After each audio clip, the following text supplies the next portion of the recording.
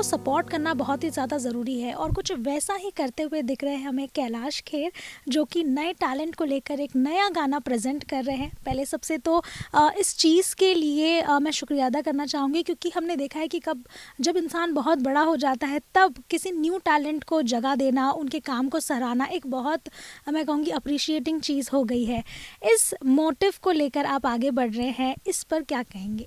जी, हम लोग जब से अपना करियर शुरू हुआ है, 16-17 साल हो गए हैं, तभी से मन में एक बात थी कि जब आप छक जाएं किसी और को छकाएं, जब आप पढ़ जाएं तो किसी और को पढ़ाएं। तो ऐसा ध्येय यदि आपके मन में, ऐसा उद्देश्य यदि मन में है, तो परमात्मा भी उसमें बहुत सहयोग करते हैं आशीर्वाद देकर। और कैसे किया कि हम पिछले 4-5 साल से 2017 से अपने बर्थडे पर नई उड़ान एक कार्यक्रम करते हैं, जिसमें हम कैंडल बुझाते नहीं बल्कि नए हुनर का, नए गुणों का दीप प्रज्वलित करते हैं और नए गायक लॉन्च करते हैं। वर्षानुवर्ष उनको पहले तलाशते हैं, फिर तराशते हैं, फिर उनको अच्छे से लॉन्चिंग देते हैं। उस लॉन्चिंग का ही परिणाम ये है कि अब नए नए भारत भर से तो क्या, विश्व भर से भी नए नए हुनर आ रहे हैं और आपके भारत की रौनक बढ़ा रहे हैं। उन्हीं हुनर में से एक निकली है मैथिली। मैथिली ऐसे तो भारतीय है मूल, परंतु अधिकांश इनकी किशोरावस्था और जन्म के कुछ बेहतरीन और अच्छे विशेष वर्ष साउथ अफ्रीका में गुजरे हैं। वहाँ के बड़े बड़े ग्रैमी अवार्ड विनर्स के साथ इनके एसोसिएशंस हुई, वहाँ की फ़िल्मों में भी ये जुड़ी रहीं। फिर संगीत के लिए ये जन्मी हैं, इनका जीना मरना संगीत के लिए ही है। और युवा हैं, परंतु युवा के बाद भी एक ऐसी वायु है, एक ऐसी इनके अंदर स्पर्धा है, एक ऐसी स्पिरिट है कि संगीत के लिए ही ये जैसे बनी है परमात्मा की तरफ से। तो तत्पश्चात ये नई उड़ान की खोज थी, तो उसके बाद KEPL और कैलासा की हिस्सा बनी। तत्पश्चात ये भी हमारी कैलासा टीम के हिस्सा हैं अभिनय। तो अभिनय मूलतः तो ये बिहाइंड द कैमरा और ये सब होते हैं हमारे एडिटिंग और प्रोडक्शन साइड में। लेकिन पहली बार कुदरत का ऐसा हुआ कि इनका द्वारा बनाया हुआ गाना हर एक सांस, उस हर एक सांस में हीरोइन भी यही, म्यूजिशियन भी यही, सिंगर भी यही, और हमारा अभिनय ही अभिनय कर रहा।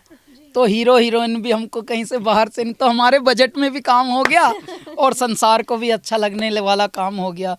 क्योंकि संसार को वही चीज़ें अच्छी लगती हैं जो आप दिल को छूने वाली कोई बात करें। जो बस आप ऐसे ही भागम भागी भेड़ चाल में कुछ भी कर रहे हैं, रन ऑफ द मिल कुछ कर रहे हैं, क्लीशे वर्क हो रहा है, उस चक्कर में कुछ हो नहीं, हम लोग नहीं करते हैं। हम लोग जो भी करते हैं वो हृदय को छूने वाली बात करते हैं जी। तो इसी का हिस्सा है, ये है हमारी मैथिली। आज तो ये देखो, ये रंग बिरंगा कुछ, ये काले रंग का चमकीला कुछ पहने हैं बहुत ही मेहनत से। तो इसको थोड़ा आशीर्वाद दीजिए है मेरे म्यूज़िक लवर्स। अभिनय देखकर थोड़ा इसको भी ब्लेसिंग दीजिए। और कैलासा रिकॉर्ड्स आपकी कंपनी है, छोटी सी कंपनी है। हम बहुत लुटे हैं अपने करियर में, हमको बहुत सताया गया है, हमको बहुत दिल दुखाया गया है। ये इनको हमारी शुभकामनाएं हैं। हर एक सांस पूरी बाज़ार में आ गया है, कैलासा रिकॉर्ड्स पर है, हमारे यूट्यूब पर है, और पूरे जितनी भी स्ट्रीमिंग साइट्स होती हैं, हमारा डमरू ऐप पर है, एक्सक्लूसिव भी है, और सावन डॉट और स्पॉटिफाई डॉट, पता नहीं जितने भी डॉट हैं धरती के सब पे हैं। ऐसे में आपसे जानना चाहूँगी कि इतना बड़ा मौका मिला है। अक्सर लोगों को स्टार्टिंग में एक मौके की तलाश होती है, और इस तरह से इंडिपेंडेंट म्यूजिशियंस को और सिंगर्स को मौका देना किस तरह से आप देखते हैं? ये हमारे लिए तो बहुत बड़ी बात है। मैं कैलासा के साथ बहुत टाइम से जुड़ा हुआ हूँ। तो फैमिली है हम लोगों की, कैलासा फैमिली। बेसिकली मैं पोस्ट प्रोडक्शन डायरेक्शन इसमें काम करता हूँ, बट ये फर्स्ट टाइम मैं एक्ट कर रहा हूँ इसमें भी, और सारा प्रोजेक्ट मैंने देखा। बहुत बड़ी अपॉर्चुनिटी है एज अ सिंगर, मैथिली के लिए भी, हमारे लिए भी, और जितने भी हमारा प्रोडक्शन सारे क्रूज़ हैं उनके लिए भी। कैलासा रिकॉर्ड से रिलीज़ होना ये बहुत बड़ा प्लेटफॉर्म है, और सर की फ़ैन फॉलोइंग सब लोग देखेंगे। अच्छा, बिग। आपसे भी जानना चाहूँगी क्योंकि इस तरह से आपको डेब्यू करने का मौका मिल रहा है, आगे आप किस तरह से देखती हैं कि और कितने मौके मिलने वाले हैं, और ये जो अपॉर्चुनिटी मिली है क्योंकि हम लोग अक्सर अक्सर देखते हैं कि रियलिटी शोज़ के थ्रू लोग जाते हैं, वहाँ से वादे दिए जाते हैं, नहीं पूरे हो पाते, उसके बाद भी एक ऐसा मौका मिल पाना, how do you see this? First of all मेरे लिए बहुत बहुत ही बड़ी बात है। I don't think I can express that in words कि मैं कैलाश जी के साथ मैं जुड़ी हुई हूँ। I am forever grateful to him. और ये जो मौका मिला है, it is like it has only been around 1 year that I have moved to Mumbai from South Africa। और सर ने और कैलाश साहब पूरे फैमिली ने मुझे इतने अच्छे से वेलकम किया, वार्मली वेलकम किया। और उसके साथ भी मेरे म्यूज़िक को सर को अच्छा लगा, तो हमने अभी गाने को अभी रिलीज़ किया। So I think for me it is like a huge thing and I am very overwhelmed today. ऐसे में आपकी अभी रिसेंटली मुलाकात हुई थी यूपी के सीएम से, और वहाँ पर भी जो फिल्म इंडस्ट्री है उसको लेकर बातचीत हुई।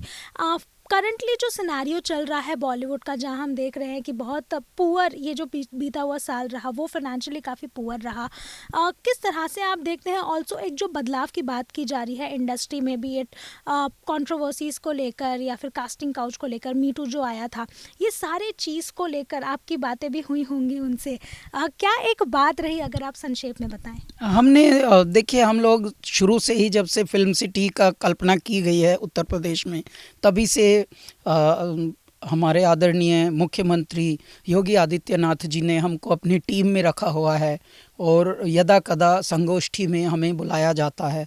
तो हमारा एक ही मन है, वही यहाँ भी हमने मिलकर फिर से बताया साहब को कि महाराज जी देखिए, फिल्म सिटी तो ज़रूर बननी चाहिए, बतेरी बन रही हैं ऑलरेडी और एक और बन जाएगी, लेकिन फिल्म सिटी के साथ साथ हमें इल्म सिटी पे ध्यान देना है। क्यों? क्योंकि हमारी जो वृत्तियां हैं, प्रवृत्तियां हैं, हमारे संस्कार जो हैं, उनमें बहुत प्रदूषण घुस गया है, हम विकार बहुत आ गया है। और यदि विकार आ गया है तो आप कितनी भी फिल्म सिटी बना लीजिए, कुछ बदलेगा नहीं, क्योंकि बिल्डिंगें बनाने से कुछ होता नहीं। आप कुछ नए विचारों के लोगों को लेके आइए, योग्य लोगों को लेके आइए, जो संस्कार पोषित हों, जो भाषाओं से प्यार करते हों, अपनी कला से प्यार करते हों, अपनी विधाओं से प्यार करते हों, अपने मूल्यों से प्यार करते हों, अपने बड़ों से प्यार करते हों, अपने आध्यात्मिक, अपने सनातन पुरातन संस्कृति से प्यार करते हों, उनको पहले चयन कीजिए। उनको चयन करेंगे और एक आध्यात्मिक केंद्र बनाइए। हमने बोला एक आध्यात्मिक सेंटर बनाएंगे तो म्यूज़िक मेडिटेशन सेंटर खुद बन जाएगा। 15 दिन का एक ऐसा रिसोर्ट टाइप का बना दीजिए, जैसे रिट्रीट। बड़े बड़े दिमाग वाले फिल्म बनाने आए, लेकिन उनकी जो फैमिलियां हैं वो वहाँ 15 दिन का रिट्रीट लें। आओ भैया, क्यों? देखो, पैसा कमाना ही इस दुनिया में अंधों की तरह, बिना किसी लक्ष्य के बस पैसा पैसा पैसा। बहुतों ने पैसा कमा लिया, बाद में कैंसरों में जा रहा है सबका पैसा। तो ऐसा भी नहीं करना पैसा। इसलिए एक आध्यात्मिक केंद्र बने। जब 1000 एकड़ में आप इतनी दिमाग वाली बातें कर रहे हो तो कुछ दिल वाली भी कर लो। तो एक रिट्रीट हमने बोला, आध्यात्मिक सेंटर बनवाइए। झरना हो, नदी का किनारा हो, म्यूज़िक हो, रिसाइटल हो, म्यूज़िक के कॉन्सर्ट्स हों, फरवरी का, जनवरी फरवरी का, सर्दियों का गुनगुनी धूप का समय हो। ये हमने बातें बताई। बहुत जो आत्मा से सुनने वाले समझने वाले थे वो पकड़ लिए उन्होंने, और महाराज जी में भी मंद मंद मुस्कान देख ली हमने, तो हो गया काम। यही होता है, आप अपना विचार आप सत्यता से दीजिए, ताकि लगे कि हाँ, भारत आध्यात्म का गढ़ है। उत्तर प्रदेश में भगवान श्री कृष्ण का जन्म हुआ, भगवान राम का जन्म हुआ। उत्तर प्रदेश आध्यात्मिक नगरी है। तो आप फिल्म फिल्म फिल्म करके तो ठीक है, फिल्म जहाँ तक अभी तक बनी है, जहाँ जहाँ, वहाँ का ज़रा देख लो कैसा है सब।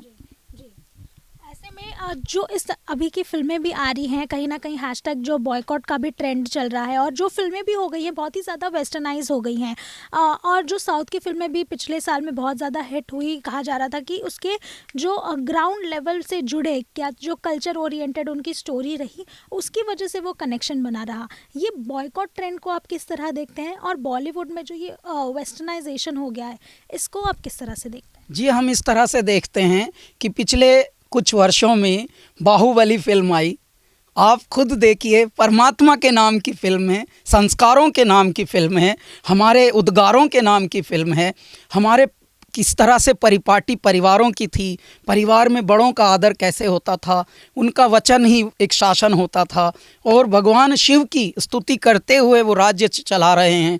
बाहुबली एक सिर्फ फिल्म नहीं है, एक चित्रण है जीवन का, एक जीवन के ग्रंथों का, मूल्यों का, उनका चित्रण है। उस बाहुबली में आपके कैलाश खेर के पहली में 3 गाने आए, एक तो तमिल में भी आया, तमिल लैंग्वेज में, कैन यू बीट दैट। और उसके बाद परमात्मा ने चाहा तो 3 के बराबर एक आया सेकंड में। जी आप बहुत, मतलब सब लोग जय जयकारा, जय जयकारा, जय जयकारा, स्वामी देना साथ हमारा। तो अब क्या है, दुनिया जाग रही है, भारत जाग रहा है, और जो जगता है वही जगाता है। तो इसलिए यदि आप अच्छे कार्य करेंगे तो कभी बायकॉट होगा भी नहीं दुनिया का। कोई सा भी आप संसार को देख लो, बायकॉट तभी होगा जब कुछ आपने गड़बड़ की होगी। तो यदि आप गड़बड़ न कर न डर, आप कभी करिए ही मत ना ऐसा जिससे आपको बायकॉट हो जाए। कोट पैंट आपका सब अच्छे से धुलेगा, अच्छे से पहनाया जाएगा।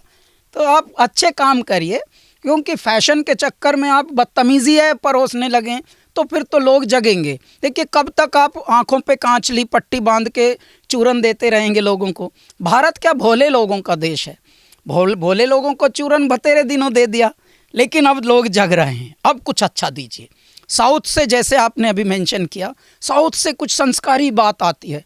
देखिए कहने के लिए एक फिल्म थी अभी RRR, कहने के लिए वो एक फिल्म थी, काल्पनिक होती हैं फिल्में और मनोरंजन से परिपूरित होती हैं, परंतु उसमें भी भगवान राम का आदर्श देखकर वो फिल्म बनाई गई है।